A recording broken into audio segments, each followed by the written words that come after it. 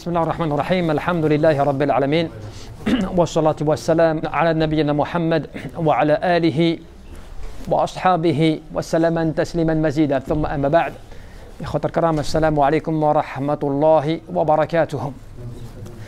إخوان في حديث أن النبي صلى الله عليه وسلم قال إذا مات الإنسان انقطع عمله إلا من ثلاثة إلا من صدقة جارية أو علم ينتفع به أو ولد صالح يدعو له.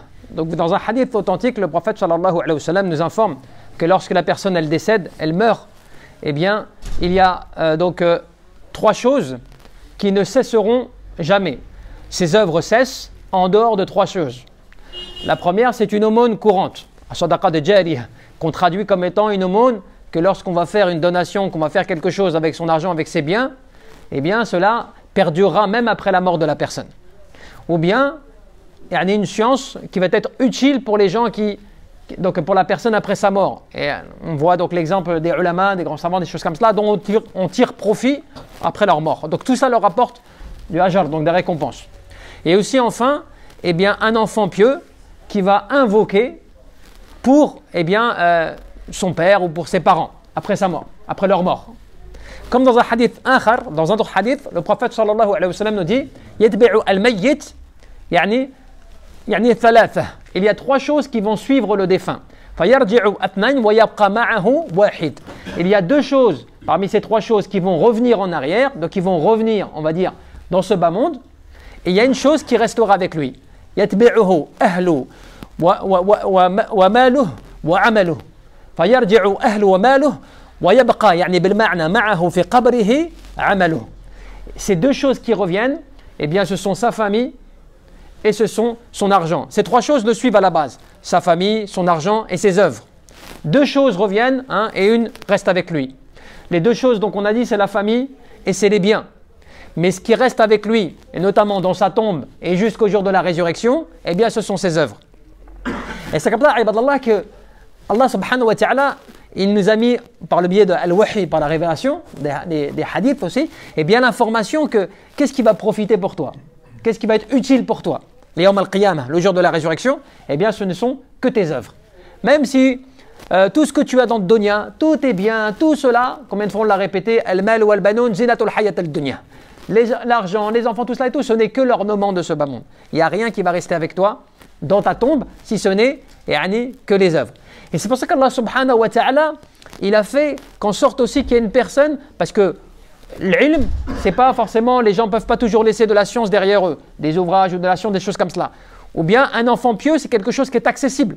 La personne, elle peut, alhamdoulilah, si elle a des enfants, quelqu'un l'éduquer, al-tarbiyat islamiyya, va lui enseigner les bonnes règles, les bonnes mœurs, pour qu'Inch'Allah, après sa mort, cet enfant, il va lui profiter. Il va faire dua pour lui. Il va demander pardon pour lui. Puisqu'il y a un hadith في الصحيح qui dit comme quoi que les parents في الجنة leurs degrés sont augmentés. Leurs degrés درجاتهم في الجنة. Leurs degrés sont augmentés et lorsque eux-mêmes, ces parents في الجنة, demandent à Allah subhanahu wa ta'ala pourquoi est-ce qu'ils ont été élevés comme ça في الجنة, on leur dit باستغفار ولدك لك, par les demandes de pardon de ton enfant. Donc cela veut dire que fil jannah, une personne elle peut être élevée en degrés alors qu'elle est déjà fil jannah, elle peut être encore plus élevée grâce à quoi? Grâce aux invocations de son enfant. Après la sadaqa jariyah, l'aumône, et notamment courante, celle qui perdure comme le fait de construire des mosquées, de construire des puits, de construire des choses comme cela, ou donc accorder ou donner par exemple un terrain dans lequel les gens vont tirer profit, et ainsi de suite. Tout cela, ce sont des aumônes qui perdureront après la mort de la personne, et la personne, elle tirera toujours profit. Donc l'aumône à sadaqa, c'est une des choses parmi les meilleures choses à faire pendant le mois de Ramadan, par exemple. Puisque une aumône à sadaqa, fi shahr Ramadan, pendant le mois du Ramadan, ce n'est pas la même aumône que tu fais en dehors du mois de Ramadan. Bon, que le prophète sallallahu alayhi wa sallam nous a toujours dit, rappelé que en plus de cela, as-sadaqa, as-sadaqatu as-sir, tudfa'u ghadab arab. Le fait de donner des aumônes, eh bien, en secret notamment, quand tu vas le faire de manière discrète, les gens ne vont pas savoir ce que tu donnes, eh bien cela, ça éteint ou ça calme la colère d'Allah subhanahu wa ta'ala. وكذلك الصدقة تطفئ الخطيئة كما يطفئ الماء النار. Comme aussi l'aumône, elle efface les péchés, comme l'eau éteint le feu.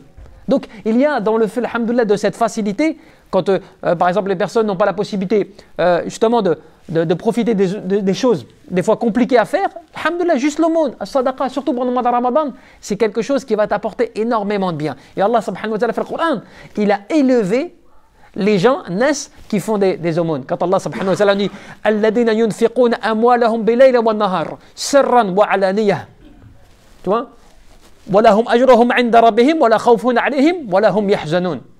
Allah Azza wa Jalla nous dit, certes, ceux qui font des aumônes, qui donnent de ce qu'on leur a octroyé, de jour comme de nuit, en public comme en privé.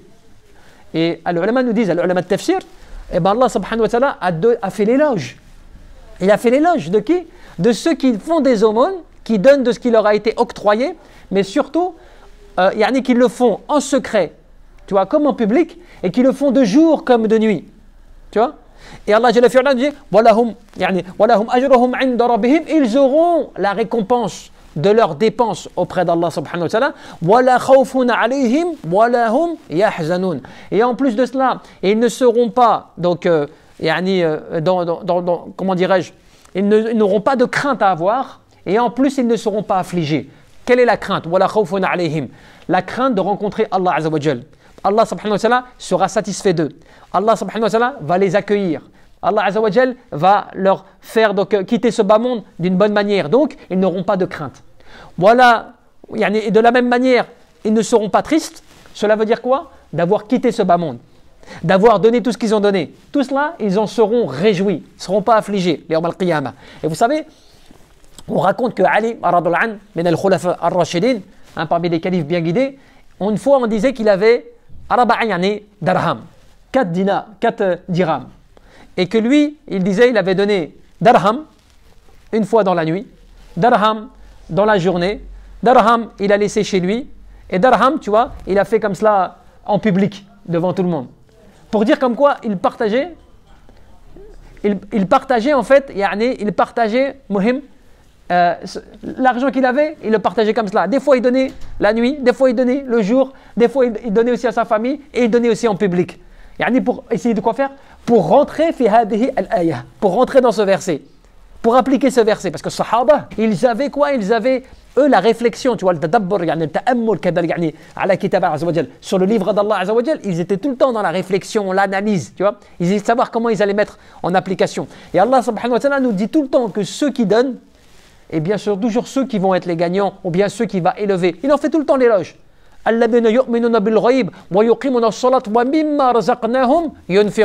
Tu vois, ceux qui croient en l'au-delà, qui accomplissent la prière et qui donnent de ce qu'on leur a octroyé. Tu vois, Allah Azza wa Jal. Et c'est pour cela que y a même un verset où Allah Azza wa Jal, il met même en avant le fait de ceux qui, par exemple, le fait d'être dans l'adoration d'Allah subhanahu wa ta'ala, le fait d'adorer Allah Azza wa Jal, eh bien, ils ne sont pas perturbés par leur commerce, ils ne sont pas perturbés par leur business, des choses comme cela. Quand Allah Jalla fi'ala nous dit Rijalan la tulhihim tijaratun wa la bay'un an dhikrillah wa iqama as-salah wa ita'i zakah yakhafuna yawma tataqallabu fihi al-qulub wal absar. C'est-à-dire, ce sont des hommes, Allah Jalla fi'ala nous dit, mais on peut traduire cela par un grand H. C'est-à-dire les hommes comme les femmes, c'est possible aussi. Ce sont des hommes dont ni le commerce et ni le négoce ne les détournent du rappel d'Allah. Ils accomplissent la prière et ils donnent la zakat. Et zakat, c'est un impôt, c'est une aumône, c'est une sadaqa aussi, la zakat, qui est obligatoire dans certains cas, et des fois elle est surérogatoire, comme zakat al-fitr. La zakat de fin de Ramadan est obligatoire pour des ulama, et pour d'autres, c'est une sunna mustahabba, mais à la base, elle est plus obligatoire selon beaucoup des ulama, parce que celle-ci vient purifier ton jeûne. Elle vient purifier ce que tu as fait pendant le mois de Ramadan. Et donc, Allah Jalla fi'ala te dit, ce sont des gens, ni le négoce, ni le commerce ne les détournent du rappel d'Allah Azza wa Jal. Ils accomplissent la prière, et ils donnent la zakat, et surtout, ils craignent un jour où les cœurs et les regards seront bouleversés. Les Yawm al-Qiyamah. Tu vois, le prophète t'a même dit que grâce à l'aumône, le fait que toi tu donnes en aumône, le fait que tu donnes de ce que tu as, même quand tu n'as pas beaucoup, mais tu donnes, tu partages pour Allah subhanahu wa ta'ala, le prophète te dit même cela, et bien dans ta vie, ça t'améliore ta vie. Ça te protège même dans ta vie. Puisque le prophète a dit, Da'u marbakum bis sadaqa. Guérissez vos malades par l'aumône. C'est-à-dire qu'en fait, par l'aumône, eh bien, tu peux apporter la guérison, subhanallah, chez toi. Le prophète te dit quoi? Il te dit l'aumône, elle n'a jamais diminué eh bien, la richesse d'une personne, d'un adorateur. Cela veut dire que quand la personne, elle donne, des fois on a l'impression, parce que Shaitan, lui, il veut te faire croire que quand tu donnes, eh bien, tu donnes de l'argent, donc ça va te diminuer tes biens. Tu vois, tu vas avoir moins. Shaitan, c'est ça son but, c'est te faire peur, te faire croire par rapport à la pauvreté, par rapport à tout cela. Donc, il te fait être réticent. Tu as 200 € dans ta poche, il te dit, tu vois, si tu vas donner 100 €, il va te rester que 100 €. De tes 200 €, il te restera que 100 €. Tu vois, mais il veut pas, il sait très bien qu'en fait, que la baraka min Allah, la bénédiction d'Allah Azza wa Jal fait que dans tes 200 €, tu donnes 100 €, mais Allah Azza wa Jal, il va te bénir les 100 €. Et tes 100 €, c'est comme si tu avais 1000 € après. Tu vois, c'est la différence. C'est que tu peux avoir 200 €, mais s'il n'y a pas de baraka dans les 200 €, comme si tu avais 1 €. Mais si Allah Azza wa Jal, il met la baraka dans 100 €, c'est comme si tu avais 1000 €. C'est pour ça qu'il y a des gens qui, des fois, ils ont peu et ils vivent mieux que ceux qui ont beaucoup. Il y a des gens, des fois, ils ont peu et ils font plus en bien que ceux qui ont beaucoup. Subhanallah. Parce qu'Allah Jalla fi'ala, il met la baraka. Tu vois. Et c'est pour ça que le prophète te disait quoi dans un hadith? Il te disait que même l'aumône, tu vois, nous, des fois, on est réticent, on a la capacité de donner. Tu peux donner, mais tu ne donnes pas, ou tu es feignant, tu oublies. Eh bien, le prophète te dit, un jour viendra, tu ne pourras plus donner. Un jour viendra, tu ne sauras même plus à qui donner. Dans un hadith. Tasaddaqu فإنه يأتي عليكم زمان يمشي الرجل بصدقاته فلا يجد يعني أحد فلا يجد من يقبلها. Le prophète te dit quoi? Il te dit donnez des aumônes, faites des aumônes, parce que viendra un jour, regardez bien ce hadith qui est sahih, viendra un jour où l'homme va sortir de chez lui avec son aumône en essayant de trouver quelqu'un à qui la donner. Et il ne va trouver personne qui voudra l'accepter. فيقول الرجل لو جئت بها بالأمس لقبلتها فأما اليوم لا حاجة لي بها. Et l'homme lui dira, si tu étais venu hier, je l'aurais prise, mais aujourd'hui j'en ai plus besoin. Donc ce qui veut dire que l'idée de donner l'aumône, un jour la personne ne trouvera plus personne pour la prendre. C'est-à-dire que tu n'auras plus d'occasion pour profiter de faire du bien avec les gens, de trouver des pauvres, des nécessiteux, tu n'en trouveras plus. Parce que viendra un temps comme cela. Ça se passera comme cela. Mais parmi les signes de la fin des temps, tu ne trouveras plus personne. Et c'est pour ça que le verset où Allah te dit Lan tanalu al-birra hatta tunfiqu mimma tuhibbun wa ma tunfiqu min shay'in fa inna Allaha bihi alim. Vous n'atteindrez jamais. Et là, c'est intéressant. Parce que là, tu te rends compte que maintenant, même le fait de sadaqat, le fait de donner des aumônes, le fait d'être généreux, eh bien, ça participe à quoi? À la piété. Al-barra. Subhanallah. Pourquoi? Allah subhanahu wa ta'ala dit, vous n'atteindrez jamais, imaginez bien, vous n'atteindrez jamais la piété tant que vous ne dépenserez pas de ce que vous chérissez, de ce que vous aimez. Et certes, de ce que vous donnez, Allah est parfaitement informé de ce que vous allez donner. Et les ulama, ils ont dit quoi? Les ulama de tafsir, ils ont donné une très belle interprétation. Ils ont dit, ce verset, comme le Cheikh Abdurrahman Abdou Sa'di et d'autres ulama al-kibar, le tafsir, ils disent, ce verset, c'est une preuve que celui qui donne ce qu'il n'aime pas, tu vois, celui qui donne, pour lui, ce qu'il va donner, il n'en veut plus, gars. Tu vois, c'est plus quelque chose d'intéressant. Donc il va le donner, parce qu'il veut s'en débarrasser. Et bien cela, c'est pas compté comme une sadaqa, c'est pas compté comme une aumône. Même s'il la donne. Toi, tu l'as donné. Mais en fin de compte, ce que tu as donné, c'est parce que tu n'en voulais plus. Donc elle ne rentre pas dans ce qui va t'élever auprès d'Allah Azza wa Jal. Parce qu'Allah Azza wa Jal a mis une condition. Lan tanalu barra yani rabbikum hatta tunfiqu mimma yu'jibukum. La condition, c'est que Allah Azza wa Jal, tu n'atteindras pas la piété vis-à-vis de ton Seigneur tant que tu ne vas pas dépenser ce que toi tu désires, ce que toi tu chéris, ce à quoi tu as beaucoup d'importance. Un exemple, par exemple, je ne sais pas, tu as une paire de chaussures, tu as 2 manteaux, tu as un truc comme ça, et quelqu'un a un besoin de ce que toi tu as exactement. Mais toi tu sais que là, si tu donnes ce que tu as, si tu vas donner quelque chose que tu aimes, quelque chose que tu voulais garder, si tu portes de l'attention à cela, mais qu'est-ce que tu vas faire? Tu vas le prendre et tu vas le donner quand même. Alors que tu sais que toi-même, tu aurais voulu le garder et il te coûtait cher. Mais tu vas le donner, lillah subhanahu wa ta'ala. Là, tu as appliqué le verset. Tu as donné ce que tu chérissais, tu as donné ce que tu aimais, que tu aurais voulu garder pour toi, tu le donnes. Subhanallah. Et on a des athar, on a des récits sur cela. Alors, ulama, il nous rapporte des choses extraordinaires. Un jour, il y a un sahabi qui était Omar ibn Khattab. Il dit quoi? Il vient voir le prophète, il dit Ya Rasulallah, j'ai une terre, cette terre-là, j'y tiens. C'est une terre à laquelle je tiens. Mais j'aimerais la donner en aumône. J'aimerais te la donner à toi, tu en fais ce que tu veux. Qu'est-ce que le dit le prophète? Il lui dit, tu devrais plutôt la faire comme un waqf, c'est-à-dire comme un bien de main morte. C'est-à-dire que tu la donnes aux musulmans. Et celle-ci, elle perdurera tout le temps. C'est-à-dire que c'est une propriété des musulmans et des musulmans, jusqu'à la fin des temps. Personne ne peut se l'approprier. Tu la vends comme étant un bien de main morte. C'est ta terre, tu la donnes aux musulmans. Ils pourront faire ce qu'ils veulent, c'est-à-dire construction d'une mosquée, construire de quelque chose, mais qui servira pour le maslaha, pour les musulmans. Pas quelqu'un qui l'utilisera à titre personnel. Et Omar, il a dit, c'est ce que je ferai. Et c'est ce qu'il a fait. Et le ulama te rapporte que même ce qu'il a fait, et même Uthman et d'autres qui ont fait après lui comme cela, jusqu'à nos jours, 15 siècles après, les musulmans, ils en profitent encore. Et donc cela rentre encore des hasanats dans leur, tu vois, subhanallah, dans leur tombe. Ça leur ramène des hasanats constamment. Et cela, ça fait partie des meilleures œuvres. C'est-à-dire que tu as, par exemple, imagine, tu as un terrain, tu as une terre, tu as quelque chose, et tu la mets à disposition de musulmans. Ça devient un waqf, un bien de main morte. C'est-à-dire personne ne peut se l'approprier à son nom. Cela reste une propriété de musulmans de génération en génération. Personne n'a le droit de le raser et de construire une maison, de raser, de construire un immeuble, de raser, de construire un garage. Interdit, haram. Celui qui le fait, il n'y a pas de baraka dans cela, et en plus il va en rendre compte yawm al-qiyamah. Ça n'appartient qu'à musulman, tu peux faire que quelque chose qui sert aux musulmans. Subhanallah.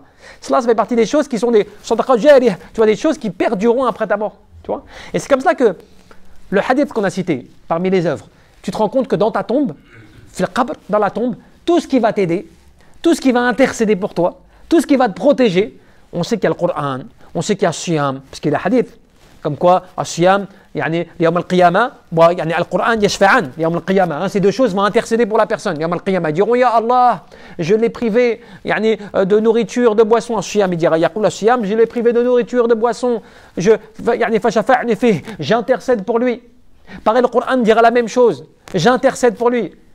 Et Allah Azza wa Jal va leur accorder à tous les deux l'intercession. Alors que l'intercession, comme on l'a déjà dit, c'est quelque chose que personne ne pourra décider lui-même. C'est Allah Azza wa Jal qui l'accordera. Mais même ton aumône, elle se présentera comme une personne extraordinaire, qui seront en réalité tes œuvres, qui sont tes œuvres et qui viendront te protéger le yawm al-qiyamah. Et c'est pour ça que tu comprends le verset, même le hadith, quand le prophète te disait quoi? As-sadaqatu burhan. Tu vois, l'aumône, c'est une preuve de la foi. Al-Burhan, c'est vraiment une preuve intangible, c'est-à-dire c'est une preuve, tu peux pas la contredire. As-sadaqatu burhan. Et pourquoi c'est une preuve? Parce que quand tu donnes une aumône, une sadaqa, tu fais cela, mais tu le fais pour qui? Tu le fais pour Allah, normalement. Tu prends de ta richesse, tu prends de tes biens pour donner à quelqu'un.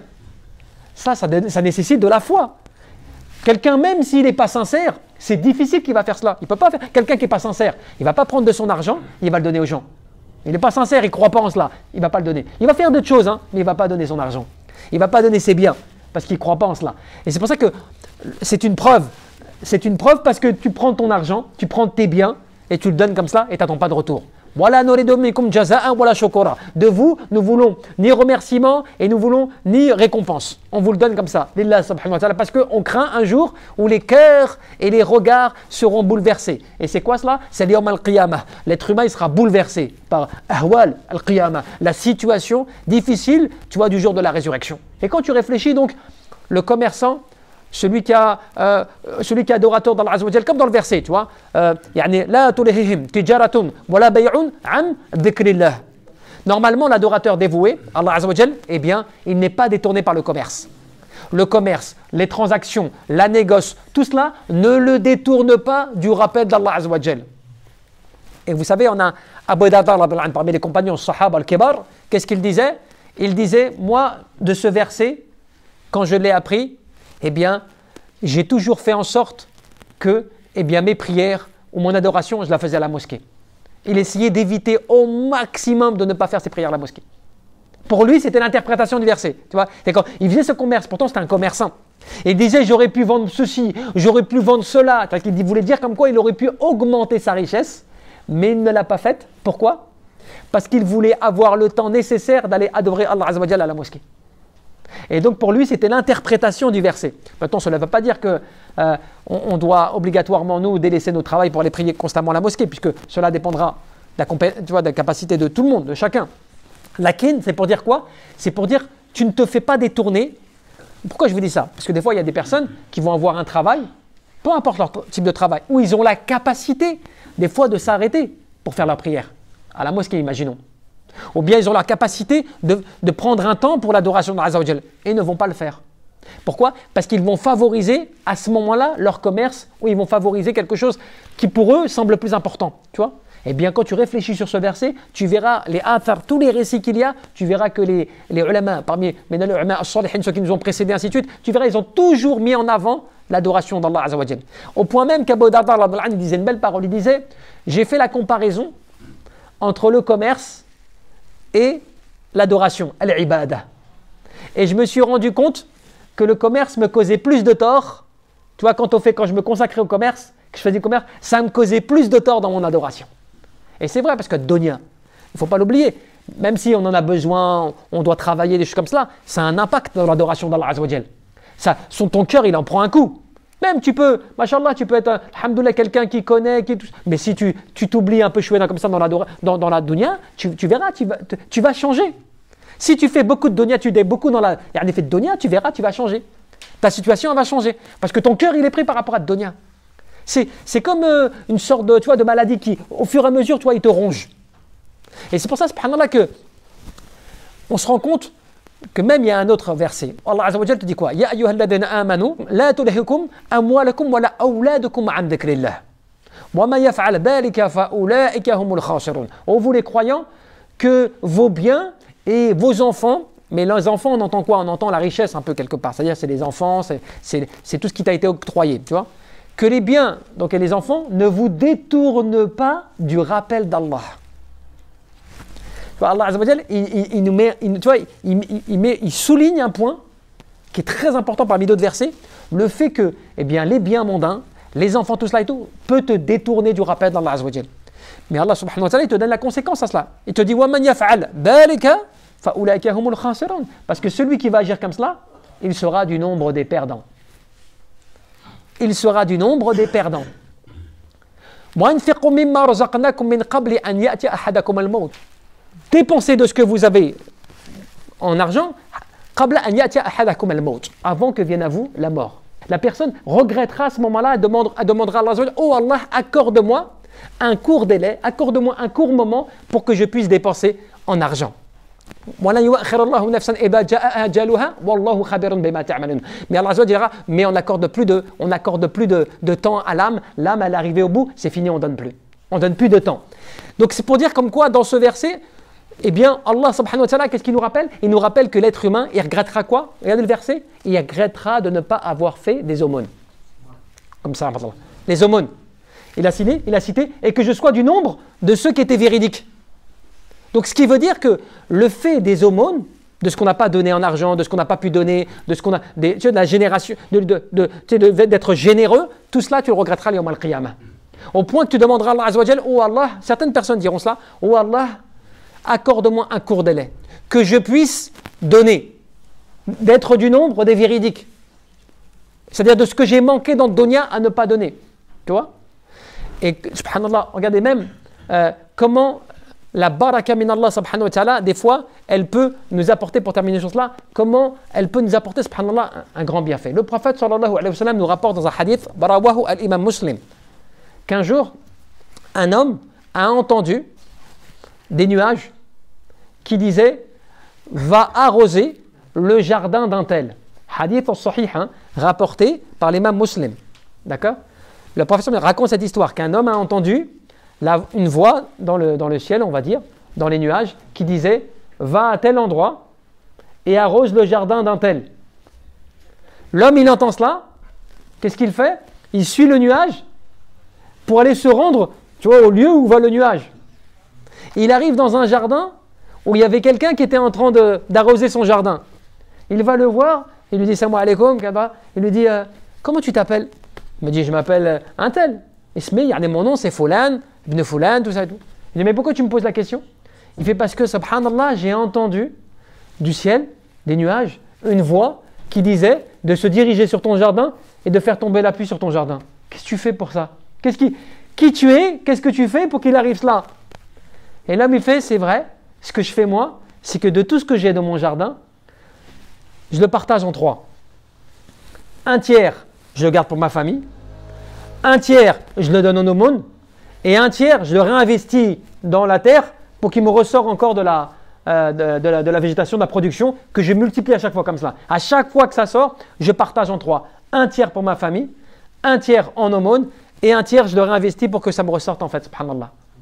Regardez ce hadith, extraordinaire. Ça c'est le karamat, c'est parmi les prodiges. Et vous en avez des histoires extraordinaires comme cela, mais énormes. Un homme, vous imaginez, qui n'était pas, je veux dire, c'est pas, on dit, oui, c'était quelqu'un, il était très connu. Le prophète n'a même pas cité son nom dans le hadith, tu vois. Et des choses comme cela, le prophète nous en a raconté plein d'histoires comme ça. Un homme, ses invocations sont exaucées. Un homme, ceci, un homme qui rentre, lui, fait partie des gens du paradis. Alors que c'était des gens à la base qui étaient méconnus, inconnus même des sahaba, des compagnons. Tu vois? Mais c'est des gens qui avaient une sincérité totale vis-à-vis d'Allah subhanahu wa ta'ala. Mais en plus de cela, ils le faisaient lillah azza wa jal, pour Allah. Et jamais ils n'ont été perdants. Bien au contraire, quand tu vois des prodiges comme cela, tu te rends compte, ça c'est des preuves. Pourquoi vous avez des hadiths comme ça? C'est pas juste pour qu'on se raconte des histoires, on se dit, ah, mashallah, c'est une belle histoire. C'est pas cela en fait le but. Des hadiths, des nosos, des textes. C'est quoi? C'est pour t'informer de la récompense possible auprès d'Allah azza wa jal pour celui qui va l'appliquer. Cela ne veut pas dire que tu vas forcément avoir un nuage qui va pleuvoir chez toi ou qui va pleuvoir dans ton jardin.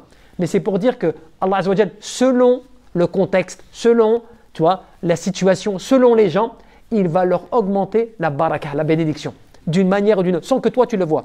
Même la sadaqa, Ibn al-Qayyim disait, يعني الصدقة تأثر عجيب في دفع يعني البلاء والأمراض منها.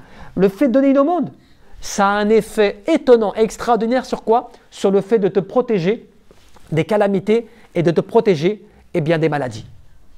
فالصدقة يعني دافعة يعني لها وهي أنفع الأدوية. Il disait que l'aumône, elle est un moyen de défense et elle est le plus utile des remèdes. L'aumône, hein, subhanallah. Sadaqa, subhanallah. Vous imaginez? C'est pour dire à quel point que vraiment l'adorateur d'Allah azza wa jal, il a tout, alhamdoulilah, entre ses mains.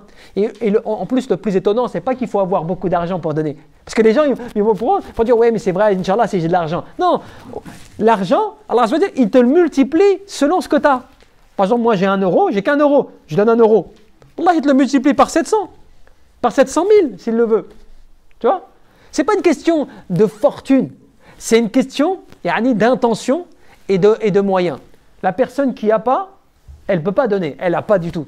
Elle reçoit. Mais la personne qui a même un petit peu ce qu'elle va donner pour Allah azza wa jal, il se peut que son euro il soit meilleur que celui qui a donné 10 000 euros. Tu vois? Même Jabal Ataymin, alhamdulillah, un des ulama, il disait quoi? Il disait, celui qui a bil hadith, tu vois, innamal a'malu binniyat, tu as vu, les actions ne valent que par leurs intentions. Il disait, même celui qui n'a pas, hein, allez bien, celui qui n'a pas, mais qui a l'intention sincère, qui se dit, oh, si j'avais l'argent, comme un tel ou un tel, j'aurais donné ceci ou cela. Mais tu sais, sincèrement, les gens ne le savent pas. C'est lui, c'est dans son cœur, fait qalbi, c'est dans son cœur. Il dit, si j'avais ceci ou cela, je l'aurais donné pour Allah. Allah, il lui compte comme s'il l'avait donné. Ils ont dit, subhanallah, il n'y a même pas de divergence sur cela. L'intention, elle prime sur l'action par rapport à la personne. Fait que Allah azza wa jal, il t'accorde ce que toi tu n'es pas capable de faire, mais dont tu as une intention sincère de le faire. Allah il te l'accorde. Parce qu'il sait, Allah azza wa jal, bien sûr, Rabbukum a'lamu bima fi nufusikum. Allah azza wa jal, c'est parfaitement ce qu'il est en vous-même. Eh bien, Allah il sait que si tu avais, tu l'aurais donné. Tu vois? Si tu avais cette force, tu l'aurais fait. Tu vois? Allah il le sait cela. Donc c'est pour ça qu'il t'accorde cette récompense. C'est pas celui qui va dire oui, je vais le dire exprès, je le dis, mais je suis pas convaincu, là-dessus je suis pas sincère. Ça marche pas. Tu vois? Ça marche pour celui vraiment, il est sincère. Allah azza wa jal, il sait au fond de lui-même que s'il avait, il aurait donné. Que s'il était capable de faire, il aurait fait. Tu vois? C'est ça la différence. Wallahu a'lam. Wa tabaraka wa ta'ala an yarzuqana al-ikhlas fil qalbi.